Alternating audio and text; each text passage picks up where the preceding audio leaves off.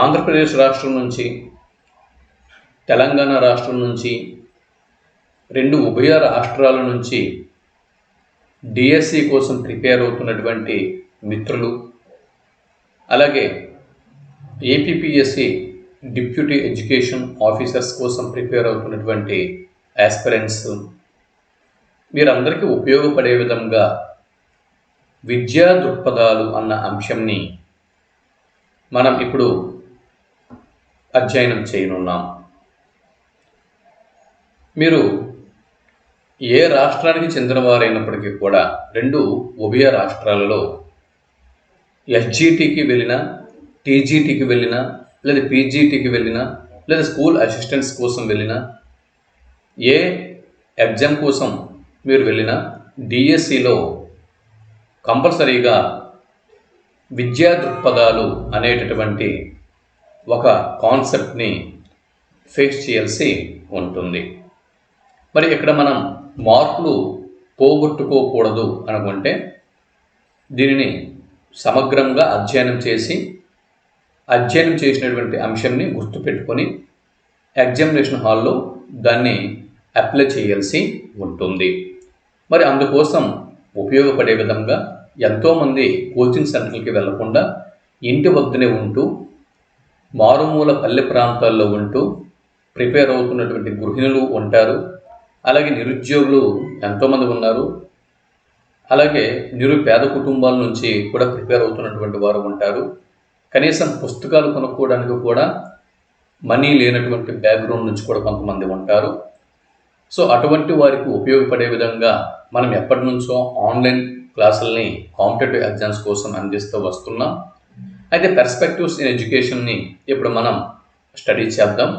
ఇంకా ఆలస్యం చేయకుండా మనం కంటెంట్లోకి వెళ్ళిపోయి ఒక్కొక్క అంశంని తెలుసుకుంటూ ముందుకి వెళ్ళిపోదాం.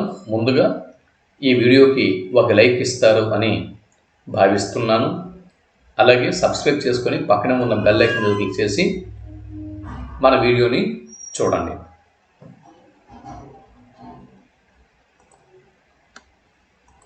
ఇక్కడ మీరు చూస్తున్నారు విద్యా దృక్పథాలు, పోటీ పరీక్షల ప్రత్యేకం, ఆంధ్రప్రదేశ్ అండ్ తెలుగు మరియు సంస్కృత అకాడమీ ఆంధ్రప్రదేశ్ రాష్ట్రానికి చెందిన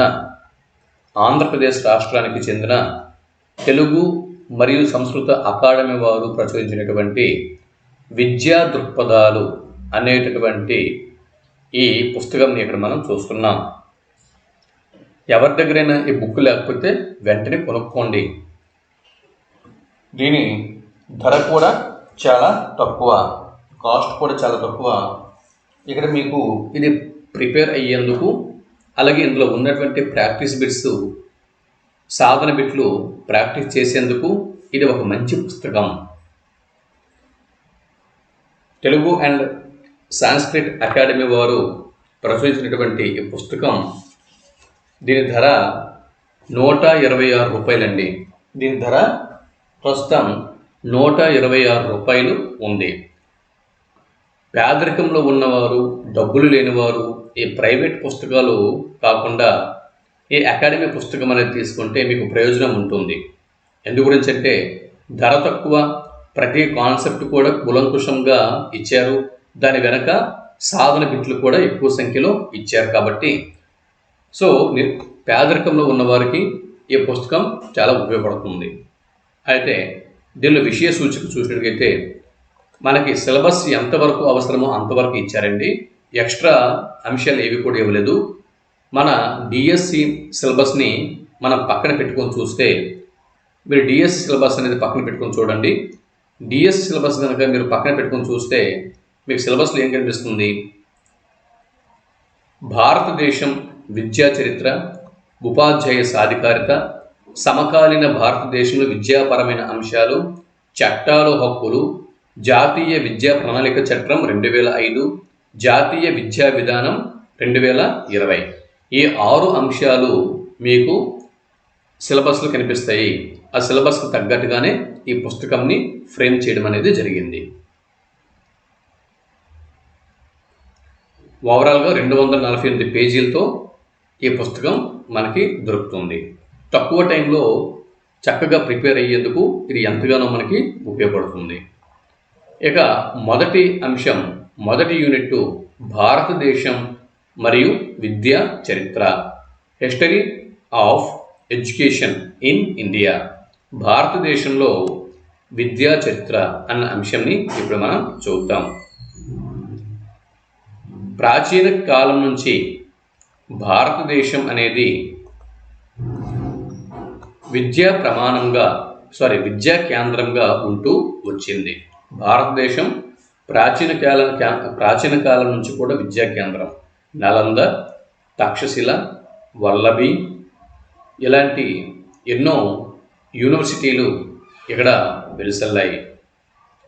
విక్రమశిల యూనివర్సిటీ, తక్షశిల యూనివర్సిటీ, దాని తర్వాత ఏంటంటే ఈ వల్లభి, నలంద ఇటువంటి యూనివర్సిటీలు ఇక్కడికి వచ్చి విదేశీ విద్యార్థులు కూడా వచ్చి ఇక్కడ విద్యను అభ్యసించి వెళ్ళేవారు.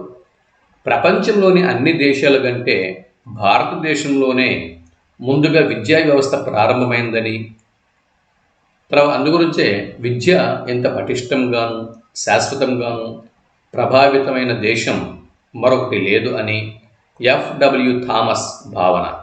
ఇక్కడ ఒక బిట్ అండి. ప్రపంచంలోని అన్ని దేశాల కంటే భారతదేశంలోనే ముందుగా విద్యా వ్యవస్థ ప్రారంభం అయ్యింది.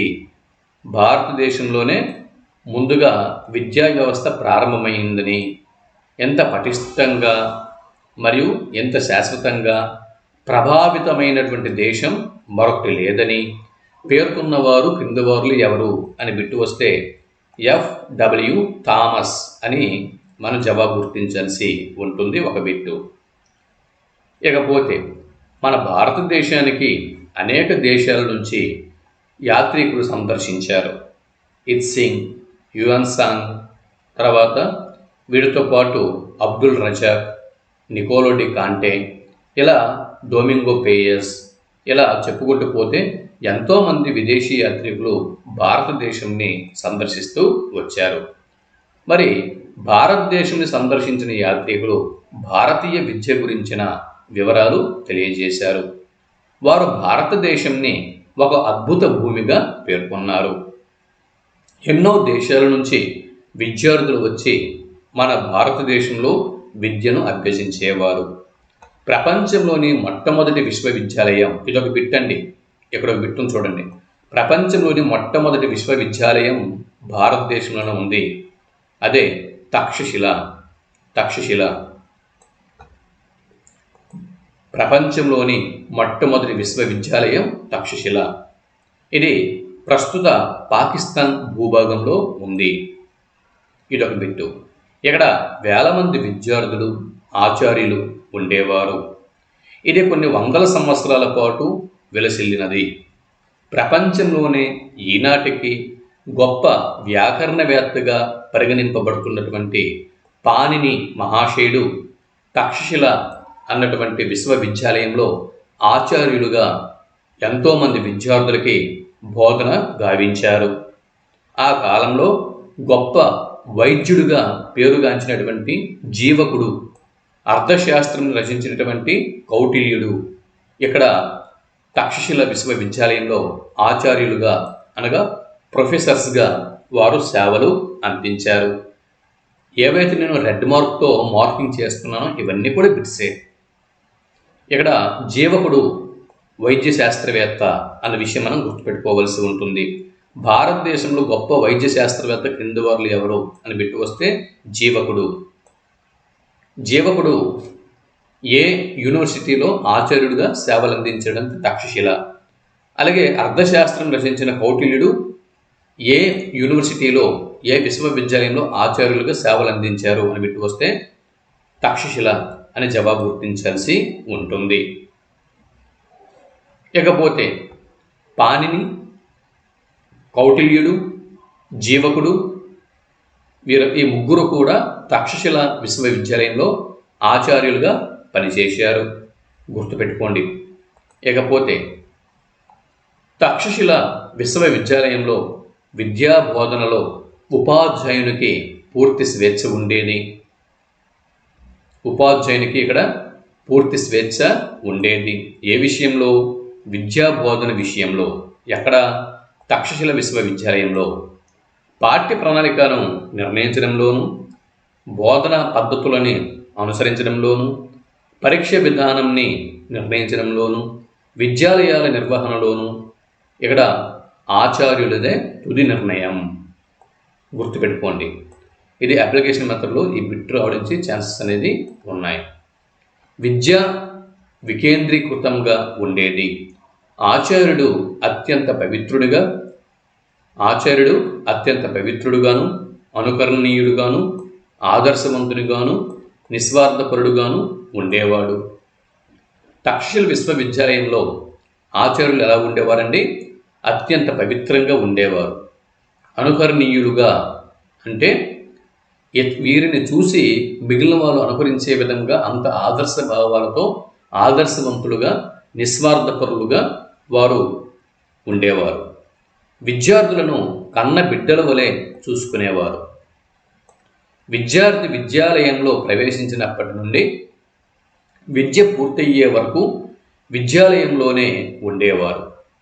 దేవాలయాలు కూడా విద్యా కేంద్రాలుగా ఆ కాలంలో విరాజిల్లినవి.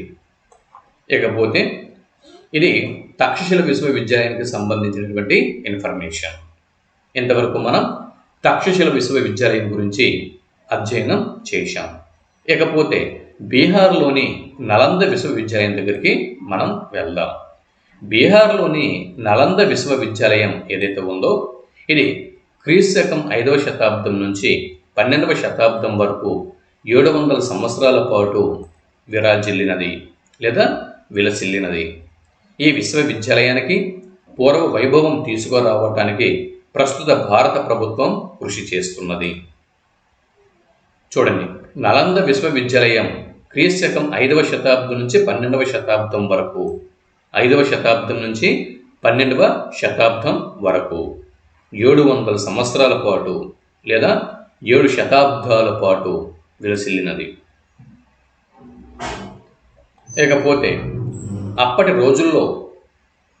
రోజుల్లో విద్య డిగ్రీల కోసం కాకుండా జీవితం కోసం ఉండేది. విద్యను అభ్యసించిన వ్యక్తి సమాజంలో సమర్థునిగాను రాణించేవాడు. విద్య జీవితం కోసం అనేది ప్రధాన సూత్రం. ఈ కాలంలో విద్య యొక్క ప్రధాన సూత్రం ఏదండి? విద్య జీవితం కోసం అనేది ప్రధాన సూత్రం. విద్య వ్యక్తిలో సమగ్ర వికాసాన్ని పెంపొందింపచేసేది. నలంద విశ్వవిద్యాలయం కాలం నాటి విద్యా విధానం గురించి మనం మాట్లాడుతున్నాం. అంటే తక్షశిల కానీ నలంద కానీ అంటే ఇక్కడ ఈ ప్రాచీన కాలంలో ప్రాచీన భారతదేశంలో విద్య అనేది డిగ్రీల కోసం కాకుండా జీవితం కోసం నేర్చుకునేవారు. విద్య అనేది జీవితం కోసం అనేది ప్రధాన సూత్రం. విద్య వ్యక్తిలో సమగ్రమైనటువంటి వికాసాన్ని పెంపొందింపు చేసేదిగా ఆ కాలంలో ఉండేది. అంటే శారీరక ఫిజికల్ ఎడ్యుకేషన్, మానసిక, నైతిక, ఆధ్యాత్మిక అంటే స్పిరిచువల్ ఎడ్యుకేషన్. ఈ విధంగా శారీరకపరమైన, మానసికపరమైన, నైతికపరమైన, ఆధ్యాత్మికపరమైన వికాసాన్ని నాటి విద్య ప్రాచీన కాలపు భారతదేశ విద్య పెంపొందింపు చేసేది. విద్యార్థుల్లో వినయం, సత్యం, త్యాగ, సేవ, క్రమశిక్షణ, ఆత్మవిశ్వాసం, ఆత్మనిర్భరత మొదలైన గుణాలని పెంపొందింపచేసేవారు. ప్రాచీన భారతీయ విద్యా విధానంలో విద్యార్థుల్లో ఎటువంటి గుణాలని పెంపొందింపచేసేవారు అని బిట్టు వస్తే వినయం, సత్యం, త్యాగం, సేవ, క్రమశిక్షణ, ఆత్మవిశ్వాసం మరియు ఆత్మనిర్భరత అనే విషయం మనం గుర్తించాల్సి ఉంటుంది. విద్యార్థుల అభ్యసనాన్ని అంచనా వేయటానికి శాస్త్రార్థాలు నిర్వహించేవారు.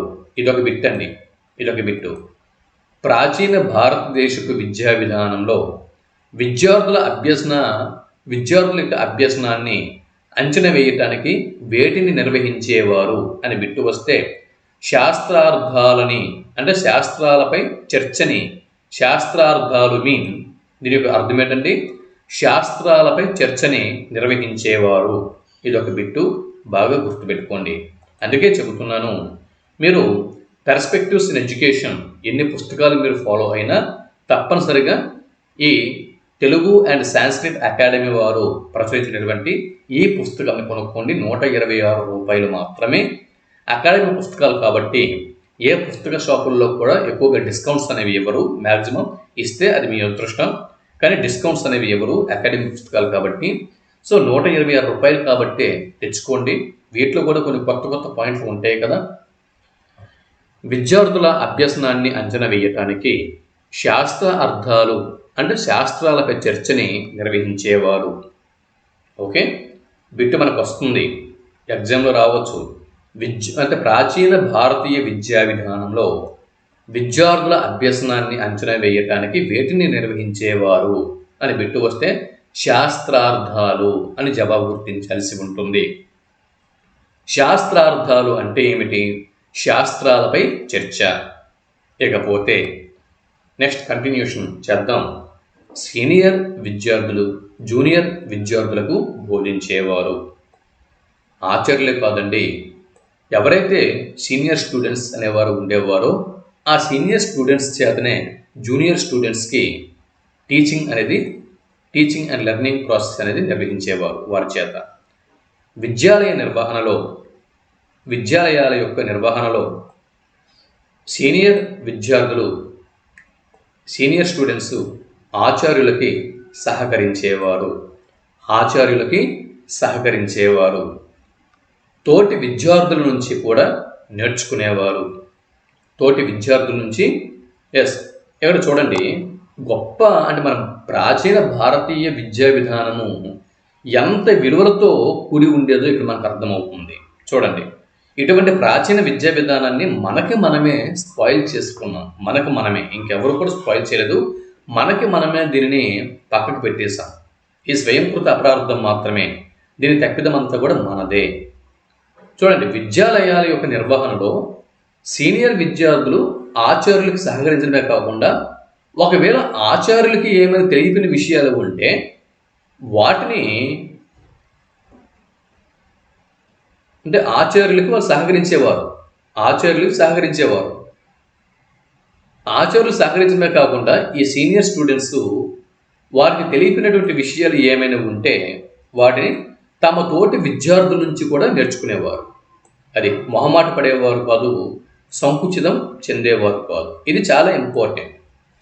ఎందు గురించి అంటే ఒక విద్యార్థికి ఒక టీచర్ చెప్పేటటువంటి అంశం కంటే తన తోటి స్టూడెంట్ చెప్పేటటువంటి అంశం తొందరగా అర్థమవుతుంది.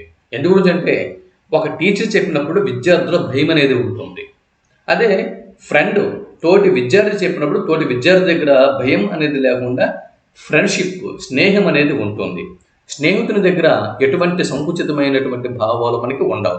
ఏదైనా కూడా మన ఫ్రెండ్స్తో ఓపెన్గా మనం షేర్ చేసుకోగలం, ఓపెన్గా మనం మాట్లాడగలం. కాబట్టి ఫ్రెండ్స్ మధ్య ఏదైనా ఒక అంశం మీద డిస్కషన్ ఉంటే అది కంపల్సరిగా దాని మీద సందేహం అనేది నివృత్తి అయిపోతుంది, డౌట్ క్లారిఫికేషన్ అయిపోతుంది. టీచర్ దగ్గర డౌట్ అంటే క్లారిఫికేషన్ అవ్వచ్చు, అవ్వకపోవచ్చు. భయంతో స్టూడెంట్స్ కొన్ని విషయాలు టీచర్కి అడగలేకపోవచ్చు. కాబట్టి ఇటువంటి తోటి విద్యార్థుల నుంచి కూడా సీనియర్ విద్యార్థులు నేర్చుకునేవారు. ఇకపోతే విద్య అనేది 2 పద్ధతుల్లో ఉండేది. ప్రాచీన భారతదేశంలో విద్య 2 పద్ధతుల్లో ఉండేది. ఆ 2 పద్ధతులు ఏవి? నియత విద్య మరియు అనియత విద్య. నియత అనియత 2 పద్ధతుల్లో కూడా ఉండేది. మీకు తెలుసు, నియత విద్య అంటే స్కూలుకి వెళ్ళి చదువుకోవటం, విద్యా సంస్థలకు వెళ్ళి చదువుకోవడం. అనియత విద్య అంటే కరస్పాండెన్స్ కోర్స్ అన్నమాట. అంటే స్కూళ్ళకి కాలేజీకి వెళ్లకుండా దూర విద్య, ఇంటి వద్ద ఉంటూ చదువుకుంటే దాన్ని అనియత విద్య అని చెప్పి అంటారు. ఈ విధంగా నియత అనియత పద్ధతుల్లో విద్య ఆనాటి కాలంలో ఉండేది. తరగతి గది బయట కూడా నేర్చుకునేవారు. మత భేదాలు, ధనిక పేద తేడాలు లేకుండా విద్యార్థులకు ప్రవేశం ఉండేది. ఇప్పుడు చెప్పండి, మన సనాతన భారతదేశంలో మత విద్వేషాలు, కుల విద్వేషాలు ఇవన్నీ కూడా ఉండేవి అని చెబుతున్నారు కదా. బ్రిటిష్ వారు వచ్చిన తర్వాత మనకి విడగొట్టేందుకు వారు క్రియేట్ చేసినటువంటి ఒక పెద్ద కట్టుకథ ఇది, అంతే తప్పించి ఇక్కడ ఇంతకు ముందు కాలంలో కూడా ప్రాచీన అంటే అక్కడక్కడ వివక్షత అనేది ఉండొచ్చు. మరి ఇప్పుడు ఇతర దేశాల్లో వివక్షత లేదా? చాలా ముస్లిం దేశాలలో, మన పక్కనే ఉన్నటువంటి ముస్లిం దేశాలలో స్త్రీలను విద్యాలయాలకు వెళ్లకుండా నిషేధించడం లేదా? మరి యూసఫ్జా మలాలా దేనికోసం ఫైట్ చేసింది? యూసఫ్జా మలాలాకి నోబెల్ బహుమతి ఎందుకు వచ్చింది అంటే ఇక్కడ ఆడపిల్లలకి స్వేచ్ఛ కావాలి, చదువుకునే స్వేచ్ఛ కావాలి, మేము విద్యాలయాలకు వెళ్ళి చదువుకుంటాం అని చెప్పి ఫైట్ చేసినందుకు కదా ఆమె చావు అంచుల వరకు వెళ్ళి మళ్ళీ బతికి బయటకు వచ్చి నోబెల్ బహుమతి అందుకుంది. కాబట్టి ఒక భారతదేశంనే పెద్ద పాయింట్గా ఎందుకు చేస్తారు? ఈరోజు చాలా దేశాల్లో వివక్షత అనేది ఉంది, అర్థమవుతుందా? కాబట్టి ఒక భారతదేశం మీద ఒక కుట్రపూరితమైనటువంటి ఒక నింద ఆరోపణలు అనేవి ఎక్కువగా చేస్తున్నారు. మన యొక్క సంస్కృతి, మన యొక్క కల్చర్, మన యొక్క దేశము, మన ఆర్థిక వ్యవస్థ వీటిని చిన్నాభిన్నం చేసేందుకు, మన దేశం ఇంకా ఎత్తుకు ఎదిగిపోకుండా అలాగే ఉండేందుకు మన దేశం మీద ఇతర దేశీయులు ఇక్కడ ఉన్నటువంటి ప్రజల ద్వారా చిమ్ముతున్నటువంటి విష భేదాలు, అదే విష భావాలు తప్పించి ఇక్కడ మరొక విశేషం ఇంకేమీ కూడా లేదు. సరే, ఇప్పుడు మతపరమైనటువంటి భేదాలు, ధనిక పేద తేడాలు ఇవేవీ లేకుండా విద్యార్థులకి ఇక్కడ విశ్వవిద్యాలయాలలో ప్రవేశం ఇచ్చేవారు. చూసారా, ఇది ప్రాచీన భారతీయ విద్యా విధానం నాటి పరిస్థితి. ఇకపోతే గురు శిష్యులు కలిసి విద్యా ప్రక్రియలో భాగస్వాములుగా ఉండేవారు. విద్యా ప్రక్రియలో భాగస్వాములుగా ఉండేవారు. నేడు కావలసినటువంటి విధానం ఇదే కదా. ఈ ఎడ్యుకేషన్ విధానాన్ని నిర్వర్తించమని సైకాలజీ ఏదైతే చెబుతుందో, ఎడ్యుకేషన్ సైకాలజీ ఏమైతే చెబుతుందో దాన్నే ప్రాచీన భారతదేశంలో మన విద్యా సంస్థలు ఇంప్లిమెంటేషన్ చేశాయి. మన కొత్తగా భారతీయులము ఇంక ఎడ్యుకేషన్ సైకాలజీ నుంచి కొత్తగా నేర్చుకోవాల్సింది ఇంకేమీ లేదు. ఎందుగురించి అంటే ఎడ్యుకేషన్ మొట్టమొదటి విశ్వవిద్యాలయమే భారతదేశంలో ఉంది. మనము విద్యా సంస్థల నుంచి అంటే మనం నేర్చుకుని మనం ప్రపంచ దేశాలకి విద్య గురించి చెప్పాలి. ప్రపంచ దేశాల నుంచి మనం వినేటటువంటి స్థితిలో లేము. అది ఇకపోతే గురు శిష్యులు కలిసి ఒకే ప్రాంగణంలో ఉండేవారు. గురు శిష్యుల సంబంధం అత్యంత పవిత్రంగా ఉండేది. నేడు ఎడ్యుకేషన్ సైకాలజీ ఏమైతే చెబుతుందో అవన్నీ కూడా ప్రాచీన భారతదేశ విద్యలో ఉన్నాయి. ఇకపోతే ఇక్కడ మీరు చూడొచ్చు, రాజులు, ధనికులు, సామాన్యులు విద్యాలయాల నిర్వహణకు దానాలు చేసేవారు. రాజులు, ధనికులు, సామాన్యులు విద్యాలయ నిర్వహణకు దానాలు చేసేవారు.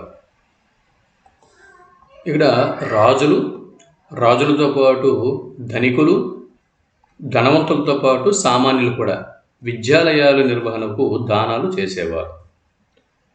విద్య ఉచితంగా అందించబడేది. విద్యార్థుల నుంచి ఏ విధమైన రుసుము వసూలు చేసేవారు కాదు. జ్ఞానదానాన్ని పవిత్రంగా భావించేవారు. విద్యను అమ్ముకోరాదు అని ఆనాటి కాలంలో భావించడం జరిగింది. ఇది ప్రాచీన భారతదేశంలోని విలువలతో కూడినటువంటి విద్యా విధానం. ఆర్యభట్టు, పతంజలి, కాత్యాయనుడు, పాణిని వీరందరూ కూడా ప్రాచీన భారతదేశంలో ఆనాటి గొప్ప ఆచార్యులు. అంతేకాకుండా ఇక్కడ మీరు చూడొచ్చు, మైత్రేయి,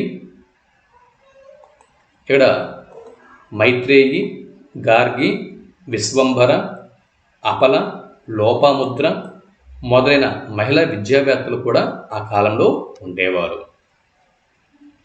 ఇక్కడ భారతదేశంలో స్త్రీలని సనాతన ధర్మం తొక్కిపెట్టింది అని చాలామంది ఆరోపిస్తూ ఉంటారు. మరి వీరందరూ కూడా సనాతన ధర్మం కాలం నాటి, వైదిక విద్యా కాలం నాటి అతివలు స్త్రీలు అన్న విషయం ఇక్కడ మనం గమనించాలి. ఈ మహిళా విద్యావేత్తలు వీరందరూ కూడా మహిళా విద్యావేత్తలు క్లియర్గా చెప్పారు.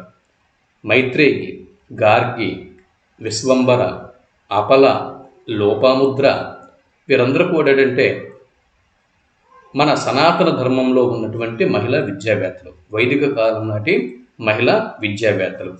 మరి వైదిక ధర్మంతో కాకుండా ఇంకా ఇతర మతాల వారు మన హిందూ మతం మీద, ధర్మం మీద, మన సనాతన ధర్మం మీద బురద జల్లుతూ ఉంటారు. వారి కాలం నాటి ప్రాచీన స్త్రీ లేదా మహిళా విద్యావేత్తలు ఎవరున్నారో వారు ఇక్కడ ఒకసారి ఆలోచించుకోగలగాలి. ఇకపోతే China, Korea, Tibet, Burma, Ceylon, Java, Nepal. చూడండి, ఇది ఒక బిట్ అండి. భారతదేశానికి, ప్రాచీన భారతదేశంలో ఏ ఏ దేశాల నుంచి వచ్చి విద్యను అభ్యసించేవారు అంటే China, Korea, Tibet, Burma, Ceylon, Java మరియు నేపాల్. 1 2 3 4 5 6 7 7 దేశాల నుంచి, చైనా నుంచి, కొరియా నుంచి, టిబెట్ నుంచి, బర్మా నుంచి, సిలోన్ నుంచి, జావా నుంచి, నేపాల్ నుంచి ఈ 7 దేశాల నుంచి వచ్చి విద్యను అభ్యసించేవారు. పాహియాన్ మరియు హ్యూయన్సాంగ్ మొదలగు చైనా యాత్రికులు ఇక్కడి విశ్వవిద్యాలయాలలో విద్యను అభ్యసించేవారు. చైనా యాత్రికులు ఇక్కడి విశ్వవిద్యాలయాల్లో విద్యను అభ్యసించేవారు. చూసారా, పాహియన్ మరియు హ్యూయాన్. ఇక్కడ బిట్టు మనకి రావడానికి ఛాన్సెస్ అనేది ఉంది. చైనా దేశానికి చెందిన లేదా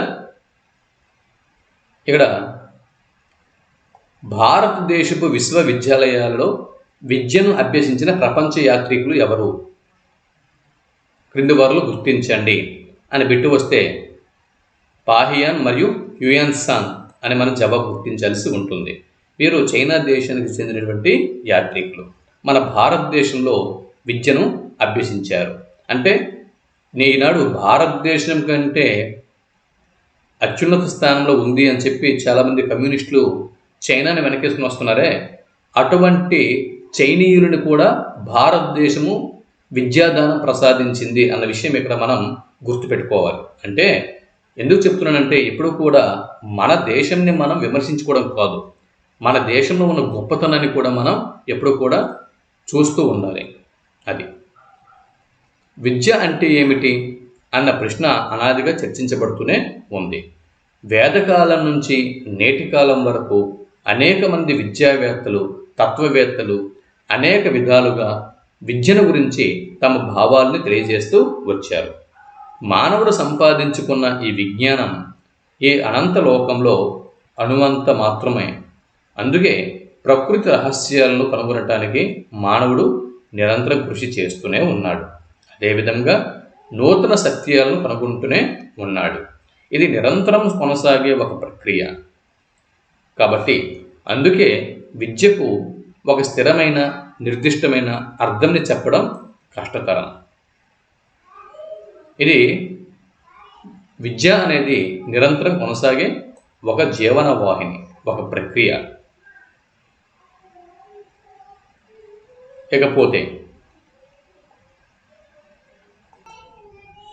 ఇకపోతే విద్య వ్యక్తి మూర్తిమత్వంని, సత్ప్రవర్తనను అభివృద్ధి చేసే ఒక మహత్తర శక్తి. విద్యావంతులు సర్వత్రా పూజనీయులు. ప్రపంచంలో విద్య కన్నా విలువైనది మరొకటి లేదు. ఇకపోతే విద్య అనేది శిశువుని అవాస్తవికమైన ప్రపంచం నుంచి వాస్తవికమైనటువంటి ప్రపంచం వైపు నడిపించాలి. విద్య చీకటి లేదా అంధకారం నుండి వెలుగులోనికి తీసుకుని వెళ్ళాలి. జీవితం అనేది చావు పుట్టుకుల దోబూచులాట అనే భావన నుంచి అద్వితీయమైన పురోగతి వైపునకు తీసుకుపోవాలి. జీవితం అనేది చావు పుట్టుకల దోబూచులాట అనే భావన నుంచి అద్వితీయమైన పురోగతి వైపునకు తీసుకుపోవాలి. విద్య అనే పదం విద్ అనే సంస్కృత పదం నుంచి ఆవిర్భవించింది. చూడండి, ఇదొక బిట్ అండి. విద్ అనేటటువంటి సంస్కృత పదం నుంచి విద్య అనే పదం ఆవిర్భవించింది. మరి విద్ అంటే అర్థం ఏంటి? విద్ అన్న సంస్కృత పదానికి అర్థం ఏంటి? తెలియని విషయాలను తెలుసుకొనుట అని అర్థం. విద్ అనగా తెలియని విషయాలను తెలుసుకొనుట. దీన్నే ఆంగ్లంలో ఎడ్యుకేషన్ అని చెప్పి అంటారు. ఋగ్వేదం, లేకపోతే ఋగ్వేదం విద్య గురించి ఏం చెప్పింది? ఋగ్వేదము విద్య గురించి ఏమని చెప్పింది చూద్దాం. వ్యక్తిని తన శక్తిపై తనకు నమ్మకం ఉన్నవానిగాను నిస్వార్థపరుడిగాను తయారు చేసేదే విద్య. చూడండి, ఋగ్వేదం విద్య గురించి ఏం చెప్పిందంటే, తనపై తనకు నమ్మకం మరియు నిస్వార్థపరత. తనపై తనకి నమ్మకం, నిస్వార్థపరత. ఓకే, ఇలాగా తనపై తనకి నమ్మకం ఉన్న వ్యక్తిగాను నిస్వార్థపరుడుగాను ఇలా తయారు చేసేదే విద్య. తనపై తనకు నమ్మకం ఉన్న వ్యక్తిగాను నిస్వార్థపరుడుగాను తయారు చేసేది విద్య. సో తనపై తనకి నమ్మకం ప్లస్ నిస్వార్థపరత, ఇది ఋగ్వేదం విద్యకి ఇచ్చినటువంటి నిర్వచనం. ఈ రెండు పదాలు గుర్తుపెట్టుకోండి. సో ఉపనిషత్తులు ఏం చెప్పాయి విద్య గురించి? మోక్ష సాధన అంతిమ లక్ష్యం. మోక్ష సాధన అన్న ప్రస్తావన ఉంటే, విద్యా నిర్వచనంలో మోక్ష సాధన అన్న ప్రస్తావన ఉంటే ఇది ఉపనిషత్తుల నిర్వచనం.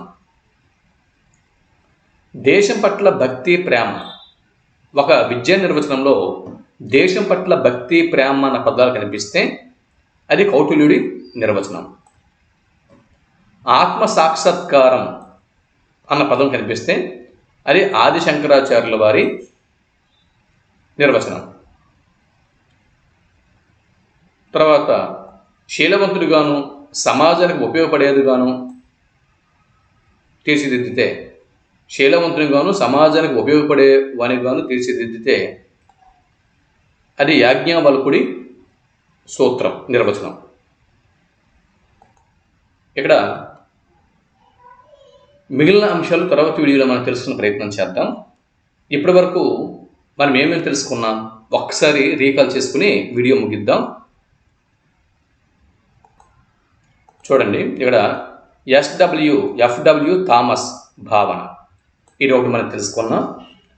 అంటే అతి ప్రాచీన కాలం నుంచి భారతదేశం విద్యా కేంద్రంగా ఉంది. ప్రపంచంలోనే అన్ని దేశాల కంటే భారతదేశంలోనే ముందుగా విద్యా వ్యవస్థ ప్రారంభమైంది. ఇకపోతే ఇదొక బిట్టు. తర్వాత ప్రపంచంలోని మొట్టమొదటి విశ్వవిద్యాలయం తక్షశిల అని, ఇది పాకిస్తాన్లో ప్రస్తుత పాకిస్తాన్ భూభాగంలో ఉంది అనే విషయం తెలుసుకున్నాం. సో తక్షశిల విశ్వవిద్యాలయం గురించి తెలుసుకున్నాం. అక్కడి ఆచార్యులు పాణిని, జీవకుడు, కౌటిల్యుడి గురించి మనం తెలుసుకున్నాం. ఇకపోతే తర్వాత నలంద విశ్వవిద్యాలయం గురించి కూడా మనం తెలుసుకున్నాం. బీహార్ నలంద విశ్వవిద్యాలయం 5వ శతాబ్దం నుంచి 12వ శతాబ్దం వరకు 700 సంవత్సరాల పాటు వెలిసిల్లింది. దీని గురించి మనం తెలుసుకున్నాం. అలాగే నలంద విశ్వవిద్యాలయం నాటి విద్యా విధానం గురించి మనం తెలుసుకున్నాం. ఇకపోతే విద్య ఎటువంటి విలువలతో ఆదరించబడేది అనే విషయం తెలుసుకున్నాం.